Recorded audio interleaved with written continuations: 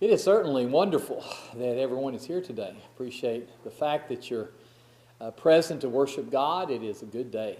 It's a good weather. It's a joy that we can come together and enjoy each other's company. But the special thing is to offer praises to God and to remember His death. It is a wonderful time that we have. I want to spend a little bit of time talking about the sin of gossip, as is indicated up on the board. It's a lesson that I've taught a number of times through the years, but it's one of those, as you remember the Apostle Peter talked about, putting your mind in way of remembrance. It is something that is important to revisit. The tongue is, as read by Brother Davis, I appreciated his reading today. We're going to actually look at the text again a little bit. The tongue is difficult to control, and these are things that we need to be mindful of. Hopefully they'll help you in the reminding of them, and so we'll spend a little time talking about the day. I wanted to start off, however, is just expressing my appreciation for the ardor and the zeal that is being shown lately by the congregation. So many who have bought into the need to really try our very best to serve God, becoming more effective in our personal work, for one, including singing services, determining to learn new songs. All of these things are wonderful. They're going to improve us as a congregation. Those who are involving themselves in daily Bible reading are to be commended for that, especially those who are spending time each day in study to God. I encourage all to participate in that, but I can see it. It's neat to see that those changes have been made and are being persisted in, and it's very much an encouragement to me and to the other brethren here, and I want you to know that that is the case. And so please continue to do so, and we will continue to be encouraged by that. I am sure when we talk about the tongue, as I said, it's a very unruly member and difficult to control, but we know how powerful it is, and it can be a power indeed for good, because words can bring comfort, they can express kindness, concern, they can impart wisdom and knowledge to us. They are a primary way in which the words of God are shared. They make up a big part of our efforts as a congregation. The men that we are supporting in other lands, we are not supporting them because they're good mechanics or because they're brain surgeons. We're supporting them because they're gospel preachers. And we know that the conversion of the lost is of significance in any nation. Very proud of the men that we're supporting in the Philippines and in India and the good that they're doing in the proclamation of truth. But we ourselves, not only do we share the message each Sunday here at our congregation, and I'm able to speak to a few souls, but we also put everything up online. We try to do so with writing. We try to do so with words that are spoken, both on YouTube, Facebook, and our website. We make a lot of efforts to share the gospel message, because the tongue, words that are expressed, and it can be the pen as well as the tongue, but these things are powerful and can be used for good. People have talked about social media, how social media can be just a very bad thing, and it indeed can, and there are a lot of people that use it for this sin that we're going to talk about today, the sin of gossip, and others become argumentative. There are many ways that it is utilized that are bad, but it's not inherently bad. In fact, I have become aware of so many churches and so many Christians that are striving to do well with social media, spreading the gospel of Christ, spreading principles of Christianity, principles of righteousness that are just to be commended, and they can be utilized for good things as well. But having said that, having said the good thing that can come from the tongue, we know as well that bad things can come. It can be very destructive, and that was stated in James chapter 3 and verse 5 when it says, "The tongue is a little member, it boasts great things. See how great a forest a little fire kindles, and the tongue is a fire. It is a world of iniquity. It is so set among the members that it defiles the whole body. It sets on fire the course of nature and is set on fire by hell." Now, we don't take from that we shouldn't speak. We take from that we shouldn't speak in ways that are sinful, and that it is sometimes very difficult for us to control, and many bad things have come about as a result of people speaking. Words have sparked wars. They have destroyed churches. They've divided brethren. They've gutted homes. They've ended marriages. Words have turned friends into enemies.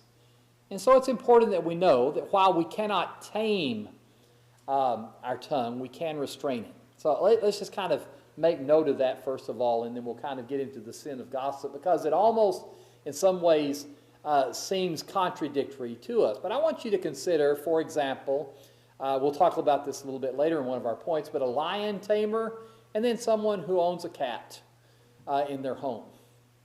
So one who is taming a lion recognizes that the lion is dangerous and recognizes the importance of training that lion, but not trusting that lion, that they, if they do things right, can control the lion, but they can never tame the lion. There are a lot of people who take exotic animals as pets, and then they realize once those exotic animals grow up a little bit, they can't control them anymore because of what kind of animal they are. It's one thing to have a dog, it's another thing to have a wolf. A dog you can trust because the dog can be tamed, but a wolf can't be tamed. It can be restrained, it can be trained to some extent, but you can never fully trust it around others, even trust it around yourself. And so there is a difference between taming the tongue and restraining the tongue. We can't tame it, but we can control it, and that's what we need to do. It takes the control of our hearts, however, to accomplish such a thing. So we need to make sure that we are steadfast, make sure that we are righteous, make sure that we have added the virtues that Jesus expresses, make sure that we are striving to mature so that because we have control over our heart, we have control over ourselves, and among ourselves, the tongue is set to defile all of ourselves, all of our members, so it is the most important thing for us to train and to control. Jesus understood this. In fact, the Old Covenant had something to say about these kinds of things. There were things under the Old Covenant that were not inherently wrong, but still defiled a man. But there was a point that Jesus made in Matthew chapter 15 concerning what goes into the mouth and what comes out of the mouth. He says the things that come into the mouth, that is unclean food. Do you remember that in the New Covenant, God cleansed certain things? In other words, he allowed certain things. The Gentiles didn't have to become Jewish in their diet in order to be Christians. Not what goes into the mouth defiles a man, but what comes out of the mouth, this defiles a man. We're not talking about food, we're talking about words here. Jesus, in Matthew chapter 15, in verse 16 of the text, asked some of his listeners, "Are you without understanding? Do you not understand that whatever enters the mouth goes into the stomach and is eliminated, but the things which proceed out of the mouth come from the heart? And these are what defile a man. Out of the heart proceed evil thoughts, murders, adulteries, fornications, thefts, false witness, blasphemies. These are the things which defile a man, but to eat with unwashed hands, that does not defile a man." And so as we see, the mouth, the tongue, can be something that is destructive. And one of the things that defiles a man is the sin of gossip, which is with the tongue. It is something that shows contemptuousness for your neighbor. It is the evidence of an unrestrained tongue. It does not have the control of the heart. One has not developed sufficiently to know or to care that these things are inappropriate and should not be done, and so they are done. I remember as a young preacher when I first started out that there are a list of sins that are given in Scripture that I would preach against, and I would preach against forcefully, and I would talk about those who are outside the covenant of Christ and who are not interested in God, who are guilty of worldliness, and we talk about those big sins. But there are sins that Christians have committed in my experience that I would have never thought possible for Christians to commit. Okay, it's one thing for the unwashed, it's one thing for the undefiled, the one thing for the worldly and the ones who are uninterested, for them to engage in these activities. But Christians engaging in these activities, it's something that cannot cannot hardly be fathomed, and yet I've seen much of it, lies and deceit and adulteries and all sorts of evil things. But again, all of us, we might never would consider murdering someone or stealing, knocking down a bank or anything like that, but what about lying? What about gossip? What about blaspheming or slandering against our neighbor? Those kinds of things are things that we can be guilty of. James chapter 3, in talking about that concept of taming in verse 8, as has been read, no man can tame the tongue. It's an unruly evil. It is full of deadly poison. With it we bless God and our Father, and with it we curse men who have been made in the similitude of God, and out of the same mouth proceed blessings and cursing. Brethren, these things ought not to be so. We should be consistent with our character. We should be single in our purpose. We should be single in our mind's eye. We should be pure and sincere, and that does not allow for us to be duplicitous. It doesn't allow for us to be of two minds. We are to be of one mind. It doesn't allow for us to kind of mix the worldly in with the righteous. That just is not something that is acceptable to God. So we need to document in our lesson today a bit about how God feels about this particular sin, the sin of gossip, and how to avoid it. And I want to start off by noting the fact that the person who gossips is one who bears tales. He is a talebearer. We're not necessarily talking here about something that is made up, although much gossip is not true. But you realize that something can be gossip even if it is indeed true. It can still be gossip, and it can still be a sin in the sight of God. In Proverbs chapter 17 and verse 9 of the text, the wise man said that he who covers a transgression seeks love, but he who repeats a matter separates friends. So think about that. I am of a mind that sin, when it is confessed to God, is forgiven. When sin is committed, it must be confessed, and it must be acknowledged if it is a public thing, if it is something that is well known. But as you look at Matthew chapter 18, beginning in verse 15 and going down, not all sin is something that we should be aware of that others commit. It is something that may be covered up. And we don't mean by that a cover-up in the sense that we see politically in our day and time, but discretion and care and concern for the soul of an individual, that they not be unduly humiliated if they have sought God's forgiveness, that they are truly penitent, but instead a desire simply to strengthen and to edify and to help one another. That's a part of being a child of God.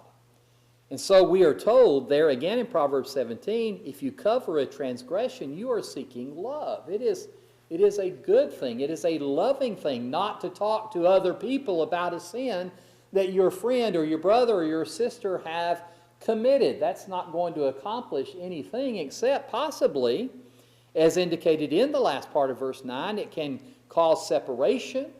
Others may not have the same attitude. It may be simply egregious enough that individuals will become divided over the matter. It can cause problems, and that's simply not something that is necessary. But you know what? It is something that thrills some people. You know what I found about so-and-so? You know this new thing that I've heard? I want to tell you about it. It is disturbing how much thrill and enjoyment the gossip gets out of spreading such tales. In Proverbs chapter 18 and verse 8, the words of the talebearer are described as like tasty trifles. And they go down into the inmost body, like tasty trifles. You know what a trifle is? It's a small thing. We talk about that trifle. But it has reference to something that gives no sustenance. It has nothing really to say for it with regard to food other than that it tastes good. So a Twinkie is a trifle. Or a piece of cake is a trifle, or a piece of chocolate is a trifle. And boy, don't those things taste good. And yet, they don't do us any good. They don't help us in any way, but we still want them, do we not? Because tasty trifles are something we enjoy. And the gossip enjoys bearing tales. But we can't emphasize how destructive their efforts can be. Just as one who is gluttonous, or one who does not care for himself, or one that majors in the trifles rather than good nutrition can poison himself. He can destroy his own soul, but But these things, because they involve themselves not only in yourself, but those that you spread the trifles to, they can bring poison to the brethren, to others, to those who are impacted by the gospel that you might spread. So that's the first point we want to make. The second one is that it sows strife. The person who gossips sows strife. There is a text in Proverbs chapter 16 that is noted here. We are told in verse 16 there are 6 things that the Lord hates, yes, 7 that are an abomination to him. I want you to look at that phrase, an abomination to God. These are an abomination to God. We're not going to spend the time reading the entire text. There are 7 in the list. But one in that list is he who sows discord among brethren. False witness, verse 19, who speaks lies, and one who sows discord among brethren. It's an abomination to God. Now, how many times have you seen such a thing? Anecdotally, I'm not asking you to raise your hands or to speak, but have you not seen brethren who have sown discord? One way in which discord can be sown, as we've already read, is the fomenting of strife through gossip. It is used to impugn character. It is used sometimes to drive a wedge. It is used to gain sides. And gossip is sinful because gossip is abominable in the sight of God. It is an abomination to him, and I would say that and that alone is reason enough not to gossip. Think about all of the destructive things that come as a result of it. It's speaking, and sometimes it's speaking the truth, or someone may actually use that as a defense against gossip. We're going to talk about that a bit later, but regardless, the problems that it causes, the poison that it brings, the sowing of discord is something that is a reason enough not to gossip. And so then we get to the next point, and that is the idea of the slanderer, because a lot of gossip is not true. A lot of gossip is something that is either a mistake, it's not something that is intended necessarily to be untrue, and yet it is spread quickly. And you can look at all of the examples that we find in the New Testament. We actually talked about that with regard to Paul in our class today concerning what was maliciously said about him to impugn his character, about taking a Gentile into the temple, and he didn't do any such thing. He was not guilty of that, and yet the word had spread. There were an awful lot of people that were enraged by the fact that Paul had desecrated the temple. They had heard it. He's an evil man. He's a terrible man because of what he has done. That's gossip, is what that was. And the preeminent thing about it is it was shared, but it wasn't true. And indeed, the person who gossips is a slanderer, a perverse man, Proverbs 16:28. He sows strife, and a whisperer separates the best of friends. I got to tell you about this. And you hear about this, young girls, young boys, older men, older women. It doesn't matter who it is, but you hear a characteristic thing is that if you're not present, they're going to talk about you. Or the old bromide that you hear about the preacher. It says, we had the preacher over to dinner, and they don't mean that he ate with them. But we had the preacher for dinner is what is indicated that. Yeah, that's right, I said it wrong. So we had the preacher for dinner, and they don't mean that he came over to eat with them, but rather they talked about the preacher while they were eating. And they ate him up.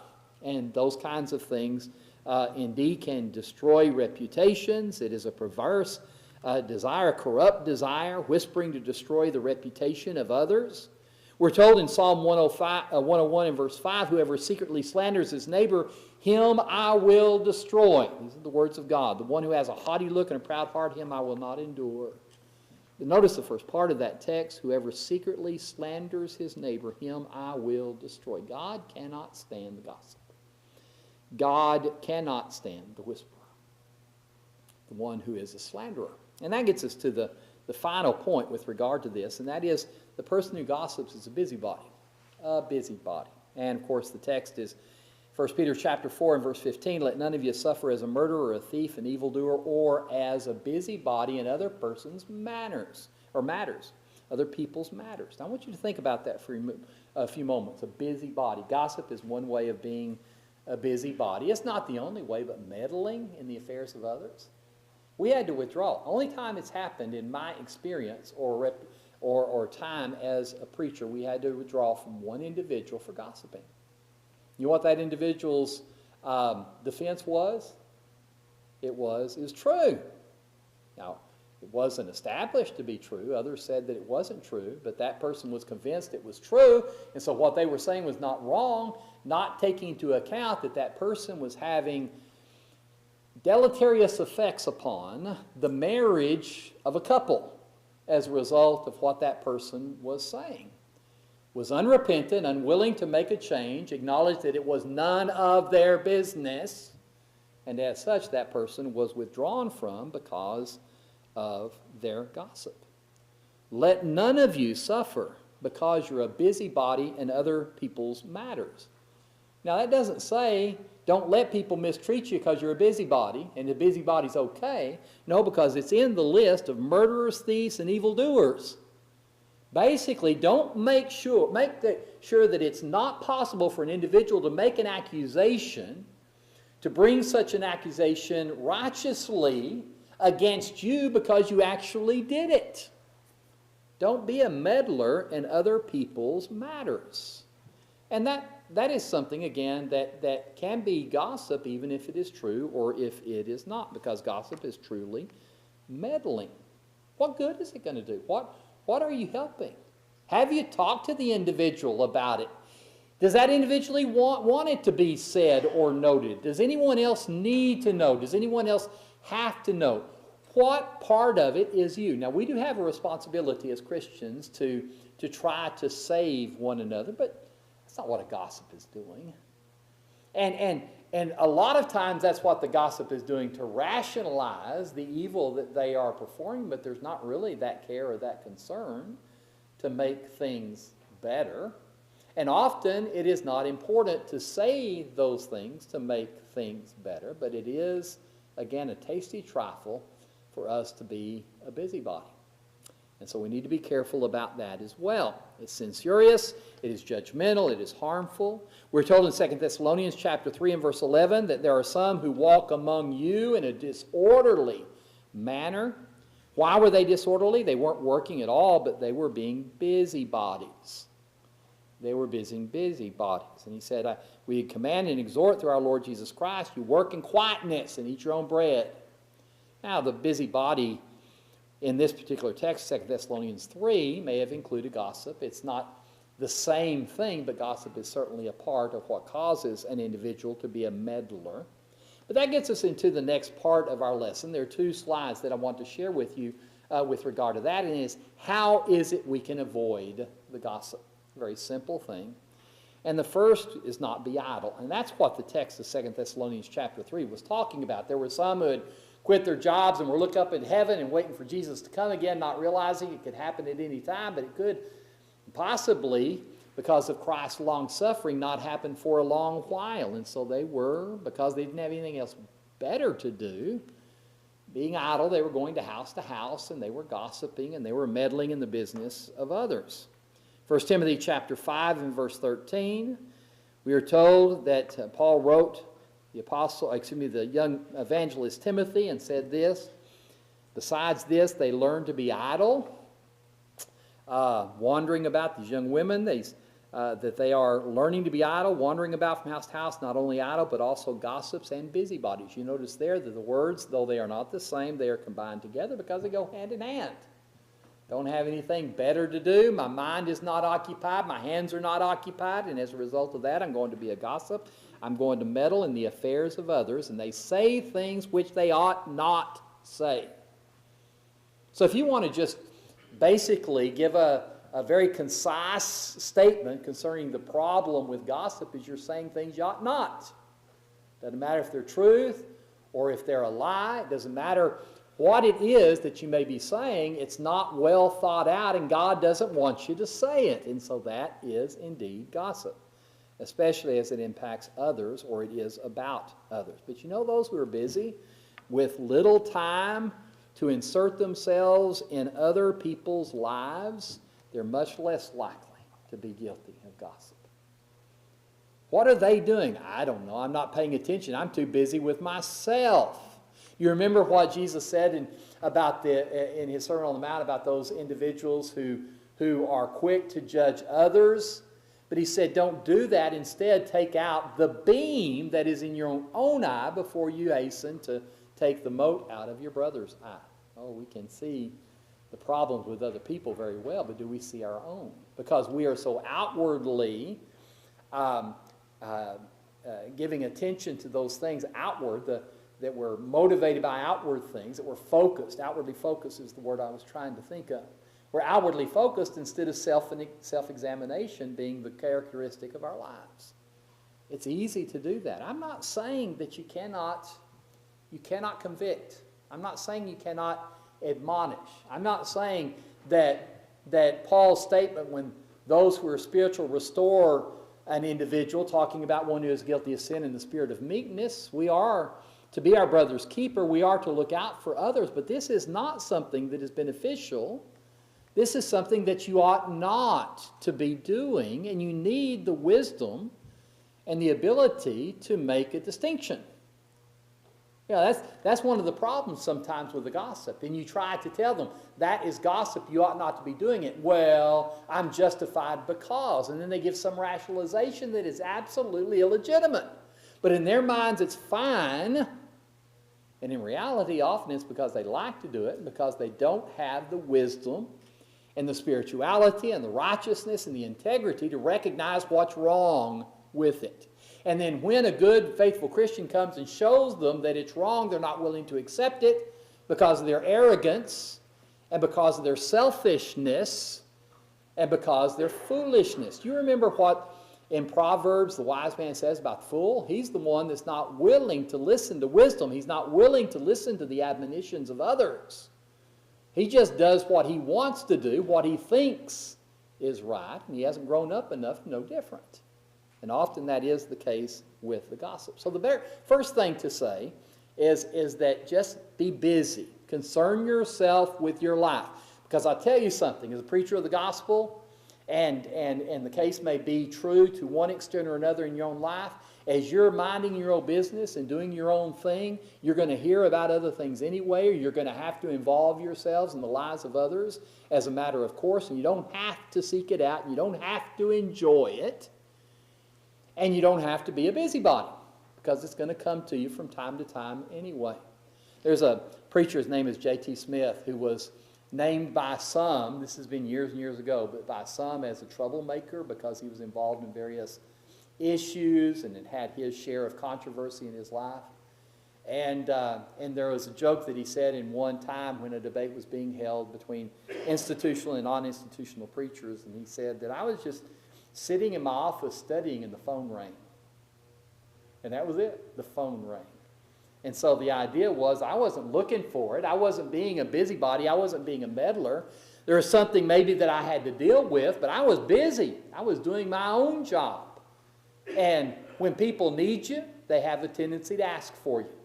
When there is a problem, it has a tendency to make itself known. But for me to have to go out and to drum it up and to involve myself in other people's lives just because I like to hear what they're doing and what they're not, and their failures and their problems and those kinds of things, that's not what a Christian is to be like. And so we need to be careful about those things. The second thing, and final point to be made with regard to this, is the tongue requires constant surveillance. And so now we get back to that concept of taming versus training. Because again in James chapter 8, we are told no man can tame the tongue. It's an unruly evil full of deadly poison. I told you about the lion tamer. I want to give you just an example as illustration. There was a man by the name of Roy Horn. You may not know the name, but you do know the partnership that he had with the Siegfried and Roy lion tamers. They had white lions, and they were famous on Vegas back in the 90s and 2000s. And in 2003, Roy Horn of the lion tamer duo, Siegfried and Roy, he was attacked by one of his lions. And what had happened was he was bit first on the arm. So he's there and he's doing his act, and a lion bites him. So how does he react to it? Well, how he reacted to it, he slapped the cat. He got angry and he made a mistake. And though his version of it differs, and there are some different versions, they were talking with some other lion tamers and said basically what he did was he reacted inappropriately to this. Now you can imagine being inappropriately reacting to a lion biting you on the arm. But he slapped the cat, and as a result of this, the lion knocked him off his feet, bit his neck, severed his spine, and caused a stroke. There was massive blood loss as a result of this, and it caused permanent motor and speech damage. Didn't kill him. He survived barely. His life was impacted from that point on, but he was a man fully at home with the animals. Are you fully at home with your tongue? In other words, do you think to yourself, okay, I've recognized what we talk about today. I do my very best not to be guilty of gossip. Keep this in mind. If a man thinks he stands, let him take heed, lest he falls. That happened just one time with Roy Horn. Surviving barely, but fully at home with the animals, who made a simple mistake. And we can do the same with regard to the tongue. Even the most experienced of us can sin because of an unguarded moment. I have seen time and time again individuals who have acknowledged sin in their speech, have come forward and said, I made a mistake, or I am sorry, or I said something that I should not. And they would have never considered cheating on their wife. They would have never considered knocking down a bank. They would have never considered killing a man in anger, but they said something they should not have said. It was a small mistake. It was something that can happen, certainly, to any one of us, but in fact, they weren't being duly diligent in constantly surveilling the situation and their response to it. James chapter 3 and verse 9, we bless the tongue with our God and Father, and with it we curse men who are made in the similitude of God. Out of the same mouth proceed blessing and cursing. My brethren, these things ought not to be so. Now look at this final image that is given in the 11th verse and 12th verse, because it illustrates the point. He said, a spring sends forth fresh water, but not bitter. A spring doesn't send forth bitter and fresh water. Now understand the significance of it at that day, because they had to have wells. They knew you couldn't drink from the Dead Sea, didn't they? They knew that it was necessary for them to get fresh water, not bitter water, and so they knew where the wells were, where the water was that they could drink. And it was characteristic. It is something that they knew as a truth. It is real, typically, that when you have water coming out of an opening, it's either going to be fresh or it's going to be bitter. It's not going to be a mixture of both, or it's not going to be bitter one time and fresh the next time. Can a fig tree, my brethren, bear olives? Or a grapevine bear figs? Thus, no spring yields both salt water and fresh. It just doesn't work that way. Nature teaches us that. And so it ought not to be that our tongue works that way either. I am righteous with my tongue. I express love for my brethren. I encourage, I edify. Have I ever spoken evil of a brother? Have I ever exposed a transgression? Have I ever told a tale? Have I ever sowed discord? Have I ever spoken in anger? Well, then I haven't surveilled the tongue as I should. And that's an important thing. Now, I make a lot of mistakes with my tongue. I've made 4 or 5 today. Didn't speak clearly, mangled and muddled my words together. As I get older, that happens a little bit more often. I'm just not quite as facile with my tongue as I used to be. Not as good at reading. When you're reading through bifocals, it makes it a little bit different. You don't say it as clearly as you possibly can. We've got to be constantly working at it, constantly surveilling it. Constant vigilance is required for us to be effective for blessing rather than cursing. Keeping our hearts pure, because what comes out of the mouth comes from the heart, and that's what defiles a man. So finally, brethren, whatever things are true, whatever things are noble, whatever things are just, whatever things are pure, whatever things are lovely or of good report, if there's any virtue, anything that is praiseworthy, meditate on these things. Think about these things. Fill your mind with these things. Study these things. Talk about these things. Be around individuals who advocate for these things, who illustrate these things by example of their lives, and stay away from those things that can cause sin with the tongue. And this certainly is the case with regard to gossip. And so as we draw our lesson to a close, we haven't covered everything to be covered, but that is enough for today. Among the 7 things that are an abomination to God, as we stated from Proverbs chapter 6 and verse 19, is the one who sows discord among brethren. We talk about gossip. Yes, it's a sin of the tongue. Is it a worse sin than killing someone?